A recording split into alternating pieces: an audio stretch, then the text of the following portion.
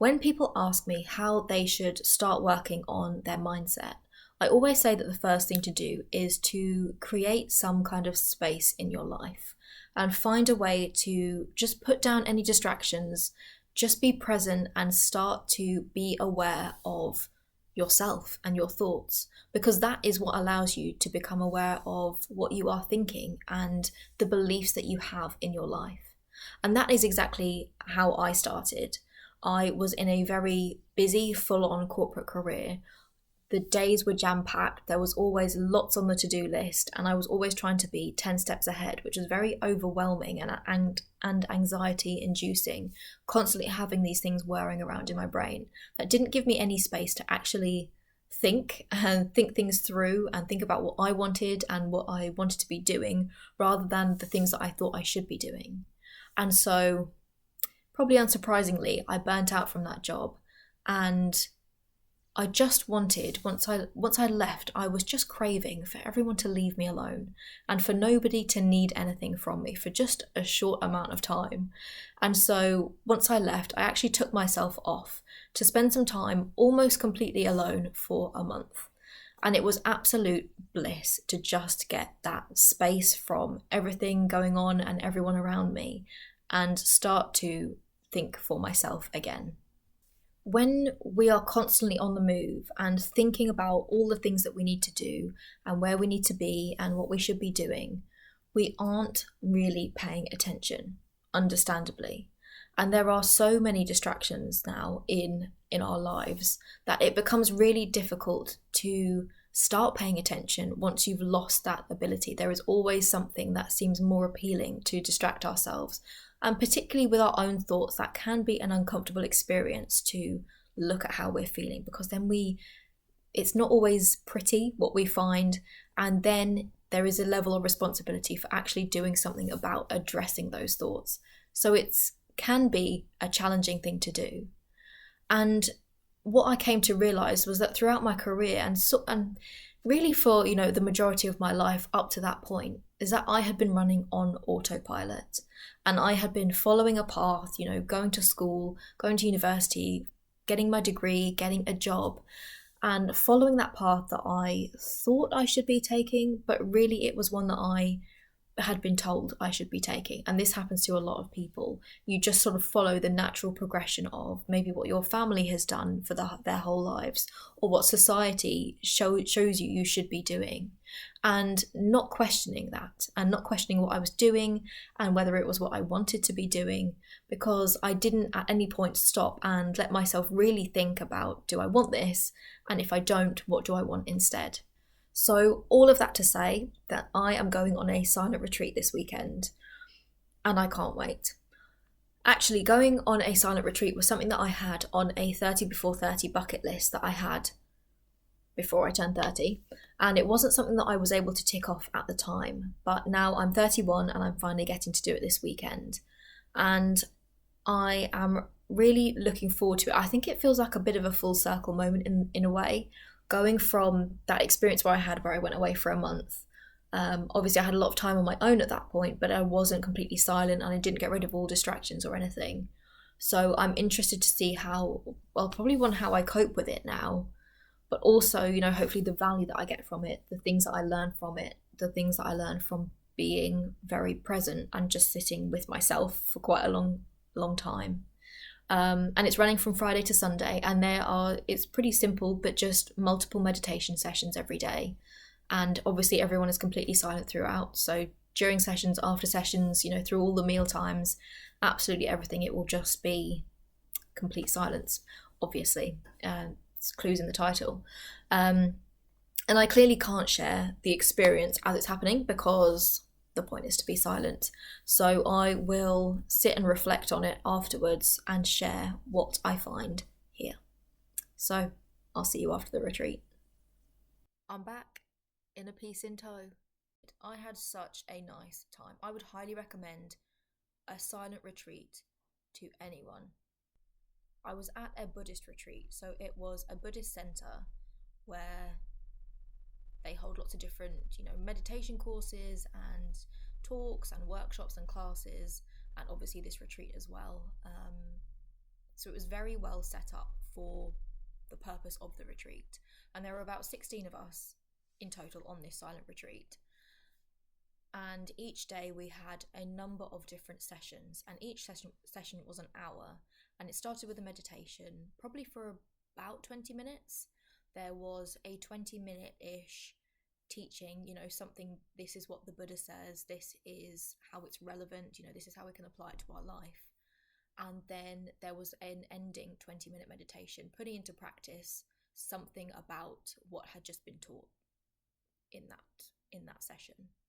So it was very nicely sandwiched. Meditation, a bit of Buddhist teaching, meditation. And I didn't know really, I wouldn't say I knew that much about Buddhism before I went. I didn't really know what to expect from this. I knew it would be a lot of meditation. But the overall purpose of the weekend and all the teachings that were shared over that time was about finding a more helpful way of thinking, which is very relevant to me and what I do and what I talk about. And so it made a lot of sense to me, everything that was being shared. It was a really helpful way of looking at the mind and the way we think and the way we create different situations and different struggles in our lives, and how we can find a more productive way to think and overcome challenges and find that inner peace. So it was a really valuable experience to go on. So I have a few reflections to share. So the first one is thinking about the importance of environment. I think part of the reason why this retreat was so good was because it was obviously, I was away from my normal routine and at a place that was completely set up to facilitate this. There were about 16 of us on the retreat, and so it wasn't just me, there was a group of us going through this together, and everyone else at the centre knew that there would be people being silent. We were all given lanyards that said silent on them. So it was very clear who was being silent and who wasn't, who you could engage with and who you couldn't. And so there was already a level of expectation around what we needed. And having that set up in advance was very helpful. And there were also lots of things that they did to minimise. You could obviously, write a note if you needed to. Of course, you could speak if you wanted to. But there were lots of things that they did to set up for us in advance that reduced the need for us to communicate, which was really helpful. So having these things in place, I think, was really key. And obviously, as I said, it took me out of the environment. I was in a completely different setting, away from all the things that would normally trigger me to start, I better start cleaning this, or I better tidy up that, or I better do this. Just getting away was very helpful.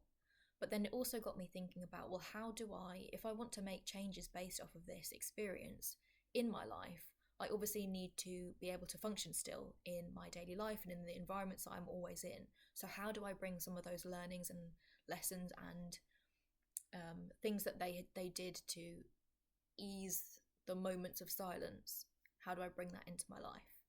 And I think that is the broader point, that this is more than just a retreat. And, meditation is more than just spending 10 minutes a day. It's a broader lifestyle change. And how do you maintain this consistently throughout your life, rather than just dipping into it for a weekend or just dipping into a meditation for 10 minutes? It's how do I maintain that clarity and that peace and that presence of mind even amongst the busyness of life, so that when you do sit to meditate, it's less of a leap and your mind isn't as busy and you don't find it as hard to get into that space of relaxation. The second thought is having an awareness of just how many things are attempting to pull us outside of ourselves, particularly in modern society. We always have our phones. There's always something that we can reach for to distract us from experiencing our thoughts and feeling them. And in being that busy and maintaining that level of distraction, we actually don't allow ourselves to look for happiness where it can be found, which is inside. Happiness doesn't come from anything I mean, temporary happiness can come from things that are external to us, but the real core happiness comes from our internal state. And if you don't allow yourself to access that, then that can have quite serious implications for the rest of your life. So when we have all these things that pop into our minds, we can just observe them and release them. We don't have to always follow them down the path and just, go on a spiral of scrolling or whatever it is that we're doing that distracts us. We can just be aware that we're being distracted and bring ourselves back to the present moment. And that takes me on nicely to my third point, which is to expect distraction. I really love this point because I definitely used to beat myself up for not being good at meditation and not being able to find that level of stillness and lack of distraction.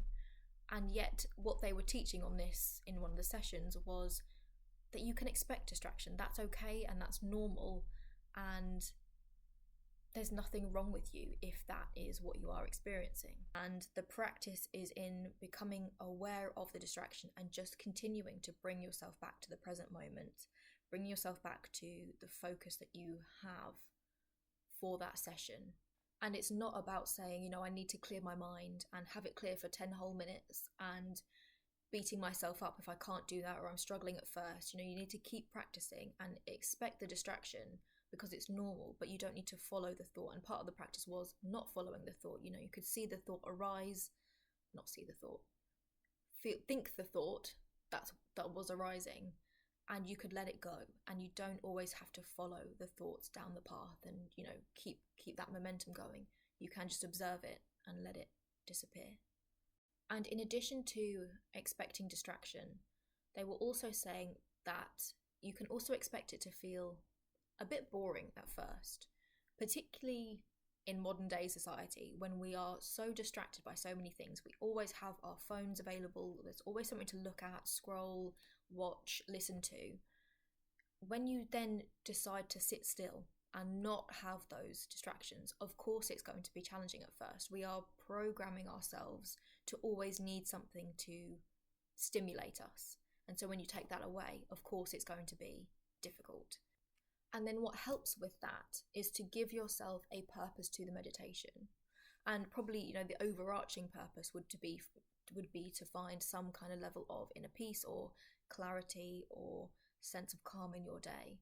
But on a more specific level, the purpose of the meditation could just be to focus on feeling, a lot of what we were doing was focusing on feeling the sensation of air in your nose, at the tip of your nose, as you inhale and exhale. And that was purely the focus that we needed to do. And so whenever your mind would wander, you would just bring it back to, what does this actually feel like to be breathing in and out of my nose? So it's very simple as a, micro purpose, but the broader purpose underneath that, the real reason for doing it is to find that level of peace and clarity and presence with yourself. And I just thought that being taught to expect distraction is so helpful because it removes that need to be, or that want to be perfect and get it right first time. And it sort of helps you to think, it's okay, I'll just keep bringing myself back to it. I'll keep practicing. I'll keep trying. And I'll expect it to get better. In lots of other areas of life, we don't expect ourselves to try and walk for the first time ever, fall over and then think, oh, well, I'm going to give up. But yet we do that in so many other areas of life. So it's okay to keep practicing and to not be perfect at it the first time, but just to keep coming back and bringing your mind back and knowing that that's okay. And you don't need to beat yourself up over it. And I also thought that was just a helpful thing to remember in life as well. Often we have these goals, we might get distracted from them, we might do something that maybe sets us back on the path, but it doesn't matter. We just need to keep refocusing on the goal, no matter how long it takes, really, just to keep going and keep practicing it, and to expect to be distracted as well and not beat ourselves up when we step off the path for a minute. And we just need to bring ourselves back in meditation as in life. The fourth thing that I took away from this is the realization that the mind is formless. It is not a physical thing that is fixed. Like, you can see your brain, it's a very physical thing. You can pull it out of your head or touch it, if you open up your head. But your mind is not that. It isn't a physically present thing. So it's I talk a lot about mindset, but actually, I think what I've come to realize is that that's probably misleading because it implies that your mind is set. And it isn't. Your mind exists on a continuum and it is constantly evolving and changing. And we could think about this by saying that the mind is like a clear blue sky. And that means that at its core, it is clarity, it is presence, it is focus, it is just peaceful, it just exists. And then the thoughts that we have are like clouds that might distort or in some way block our access to that clarity of the clear blue sky. But clouds also pass through. They are always changing shape and colour and volume and size and all of these things. And they are never stuck. But yet the clouds always move on. They are moving through. They aren't just coming in and staying stuck in that one bit of the sky that we can see. And it's like that with our thoughts. The thoughts don't come in and get stuck. They can continually move and evolve, and we don't have to sit with them and stick with them. We can change our mind if we choose to, and if we're aware that we can. And yet we hold on to things like they are permanent, and they're not. Just having it explained in that way was so helpful for me to really get that point. And reflection number 5 was to develop a mind of gratitude. And they shared a quote in one of the sessions from Martin Luther King. And the summary of that quote was, he said, "Before I've had my breakfast, I've relied on half the world." And if you think about that, it's so true. We rely on other people all the time, and yet we don't necessarily think about it in that way. If you think about all the things, you're having a cup of tea, all of the people involved in just producing a tea bag, and all of the people involved in getting electricity to your house to boil the kettle, all the people involved in making a kettle, all the people involved in selling the kettle and getting it to your house, the people involved in producing the cows to produce the milk or the soybeans to produce the milk, the people that create fridges, the people that built your house. There is so much involved in a simple cup of tea when you think about it. And there are so many things that we can enjoy because of other people's kindness in doing all of these things. And the motive is irrelevant. You could argue that, people grow tea because that's their job and they wouldn't have an income if they didn't do that. But that doesn't matter. The point is, if I benefit, then you are kind. And focusing on that alone is can be a huge perspective shift, that there is so much to appreciate in other people and to be grateful for that we aren't always present to. We take a lot of things for granted. But we wouldn't be, someone had to teach you how to speak. Someone had to teach you how to walk and write. We rely on so many people, and particularly in society, which has sort of moved away from being very community focused and being much more individualistic. I think it's a helpful reminder to bring yourself back to just how much other people mean and how much we can be grateful for. And these are people that we don't even necessarily know. It's people across the world who are contributing to the value of your life and the ways that you benefit from these things that all these other people are doing. But that blew my mind. So those were just a few of the reflections that I had from going on this retreat and from the messages that were shared on it. And I would recommend it so much to anyone, just to give yourself that opportunity to step away from the world and just be present with yourself. I didn't even want it to stop. They were saying, you can ease yourself back in and just start to break your silence slowly if you want to. And I was just, I don't want to talk. I would do it again in a heartbeat.